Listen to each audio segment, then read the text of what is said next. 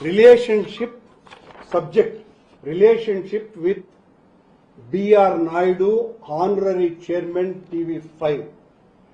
గౌరవనీయ మాజీ మరియు కాబోయే ఆంధ్ర రాష్ట్ర ముఖ్యమంత్రి వర్యులు నారా చంద్రబాబు నాయుడు గారికి నమస్కరించు రాయునది.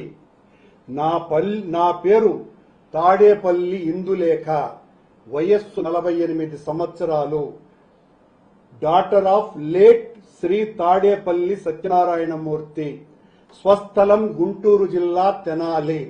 మాది బ్రాహ్మణ వైదిక కుటుంబం అయినప్పటికీ మా నాన్నగారు తెనాలి టౌన్ హెడ్ కరణంగా పనిచేసి ఉన్నారు. తదనంతర పరిణామాలతో మేము సుమారు 36 ఏళ్ల క్రితం హైదరాబాద్కు మూవ్ అయ్యి వ్యాపార నిమిత్తం హైదరాబాదులో స్థిరపడ్డాము. ప్రస్తుతము మేము హైదరాబాద్లోని మణికొండ ఏరియాలో స్థిర నివాసం కలిగి ఉన్నాము. నేను ఈ ఉత్తరం ద్వారా మీ దృష్టికి తీసుకొని రావాలి అనుకుంటున్న ముఖ్య ఉద్దేశ్యం ఏమిటనగా, బిఆర్ నాయుడు నాకు 25 సంవత్సరాలుగా పరిచయస్తులు. ఆ పరిచయం కొన్ని ఏళ్ల తరువాత రిలేషన్షిప్ గా మారింది. ఈ ప్రయాణంలో నాయుడు గారి వలన సుఖం సంతోషం తోడు లేకపోగా అనేక అవమానాలు, ఆర్థిక ఇబ్బందులు పడ్డాను, ఇంకా పడుతూనే ఉన్నాను. నన్ను ఏనాడు ప్రేమగా బాధ్యతగా చూడలేదు.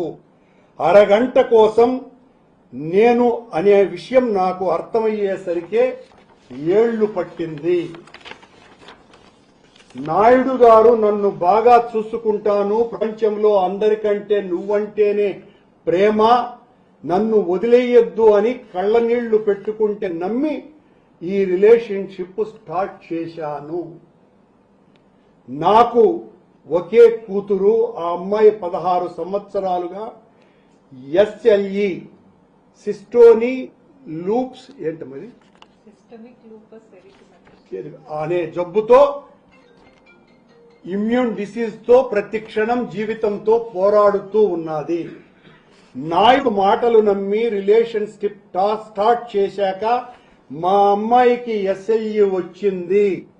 రిలేషన్షిప్ స్టార్ట్ చేశాక మా అమ్మాయికి ఎస్ఎల్ఈ వచ్చింది. నేను మందులకి ఖర్చులకి కూడా ఎంతో ఇబ్బంది పడ్డాను. ఎవరితో మాట్లాడకూడదు, ఏ పని చేసుకోకూడదు అనేది అనుమానం ఆయనకు. ఆయన చూడాలి అంటే తాళి కట్టానా, బాకీ ఉన్ననా, లంజా అనే మాటలు తప్ప కుక్క కన్నా హీనంగా చూశాడు నన్ను. అన్ని అవమానాలు, బాధలు భరిస్తూ కూడా ఎవ్వరికి ఏమీ చెప్పుకోకుండా, రోడ్డున పడకుండా ఇప్పటి వరకు గడుపుతూనే ఉన్నాను.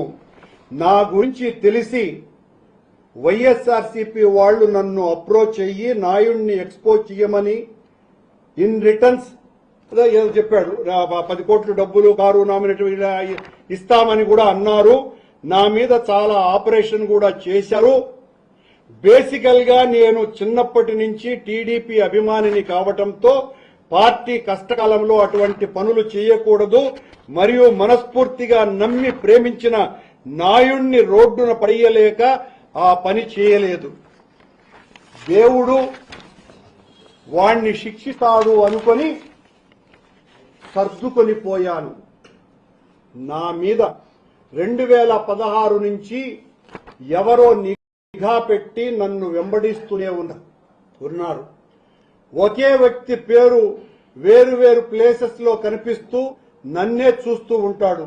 నన్ను హైదరాబాద్ విడిచి వెళ్లమని, లేదంటే చంపేస్తామని కూడా బెదిరించినారు. ఇందులో కూడా నాయుడు నాకు ఎలాంటి హెల్ప్ చేయలేదు. బయటికి వెళ్లొద్దు, ఇంట్లోనే ఉండు అని చెప్పడం తప్ప ఈ రోజుకి ఆర్థికంగా, సామాజికంగా ఎన్నో ఇబ్బందులు పడుతూనే ఉన్నాను. బిఆర్ నాయుడు ఒక భయంకరమైన ఉమనైజర్, వావి వరస లేనటువంటి వ్యక్తి. అతనితో ఏ పని ఉంది అని అంటే పడుకోకుండా చెయ్యను అని మొహం మీదే చెప్తాడు. బిఆర్ నాయుడు ఒక భయంకరమైన ఉమనైజర్. వావి వరసలు లేని వ్యక్తి. అతనితో పని ఉంది అంటే పడుకోకుండా చెయ్యను అని మొహం మీదే చెప్తాడు.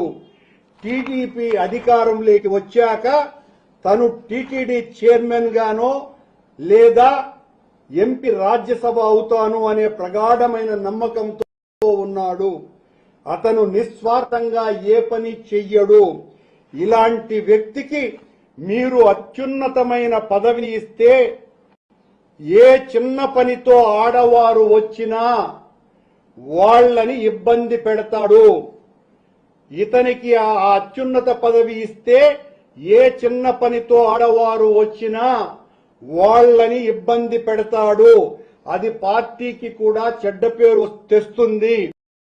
ఈ ఉత్తరంలో వ్రాసిన ప్రతి అక్షరానికి నేను కట్టుబడి ఉన్నాను.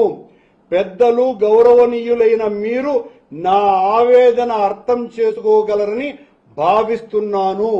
కాపీ టు నారా లోకేష్ గారు, శ్రీ కొణిదెల పవన్ కళ్యాణ్ గారు. ఇట్లు ఇందులేఖ ఆవిడ ఫోన్ నంబర్.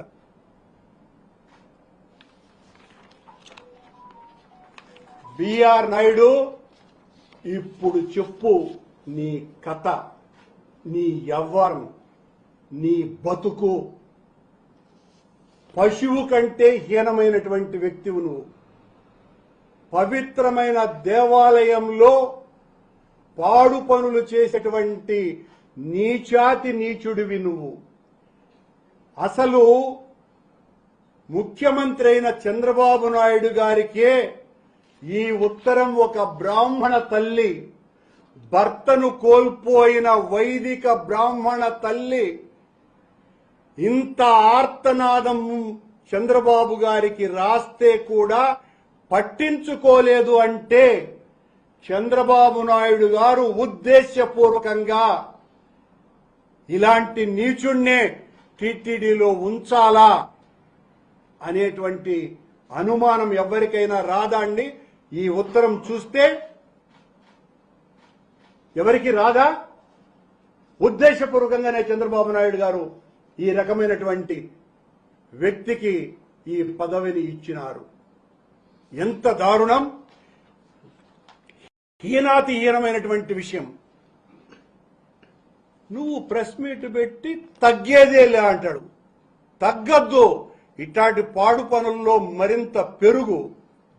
నేను నీ దగ్గరికి వచ్చి భంగపడినానా?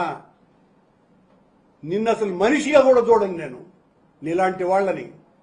నీ దగ్గరికి ఆయన నిన్న మాటల్లో నా దగ్గరికి వచ్చాడు. వాడి గతంతా కూడా తెలిసిపోయి భయపడిపోయి నా దగ్గరికి నన్ను అప్రోచ్ అవ్వాలని చూసినాడు. నేను ఒప్పలేదు అని అన్నాడు. అని వెంటనే నేను కూర్చున్నప్పటి నుంచి రాజీనామా చేయమని అడుగుతా అన్నాడు అని అంటాడు. నేను కూర్చున్నప్పటి నుంచి రాజీనామా చేసేవాడిని అడిగితే అయితే నీ దగ్గరికి ఎందుకు వస్తాను? పొరమోకడ నాకు అర్థం కాల. నేను ఏం మాట్లాడతావయ్యా నువ్వు? నిన్ను చూస్తే నాకు భయమా? నీ అటు పనికి మాలినోడిని, లఫంగుల్ని చాలా మందిని చూసిన. నీలాంటి వాళ్ళు ఈ పదవికి అర్హులు కారని మా బాధ అది. అంతే తప్ప మీ మీదే నాకు వ్యక్తిగత ద్వేషం ఏమి లేదు. నాయుడు గారు, ఇప్పుడు ఈ పదాలు నేను మాట్లాడిన సభ్య సమాజానికి నేను క్షమాపణలే చెప్తున్నా. ఇలాంటి మాటలు మాట్లాడేవాడిని కాదు నేను. కానీ నువ్వు పని కట్టుకొని అంటున్న తర్వాత అంటే నా ధైర్యం వలన వాడు భయపడిపోతా ఉన్నాడు అని అనుకుంటావు కాబట్టి అంటున్నా మాటలు. నేను బొడ్డులో హైదరాబాద్లో వ్యాపారాలు చేస్తా. ఏం నడిబొడ్డులో కాకపోతే బొడ్డులోనే చేసుకో. ఏం భయపడతామా? నీకు వేల కోట్ల రూపాయలు డబ్బులున్నాయి. అక్రమాలతో, అన్యాయాలతో, దౌర్జన్యాలతో హైదరాబాద్ అంతా ఆక్రమించినావు. స్థలాలు జూబ్లీ హిల్స్ లో 100 కోట్ల రూపాయలు మోసం చేసినావు అని అందరికీ తెలుసును. ఈరోజు ప్రత్యక్షంగా దొరికిపోయినావు. ఆ ఇందులేఖ పాప మహాతల్లి, ఆ తల్లిని ఈ రోజున ఎంత క్షోభ పెడుతున్నాడో నిన్నటి నుంచి. ఆమె కాళ్ళు గిళ్ళు పట్టుకునేసి ఉంటాడు ఈ పాటికి. అడ్డంగా దొరికిపోయిన తర్వాత ఏం చేస్తాడు?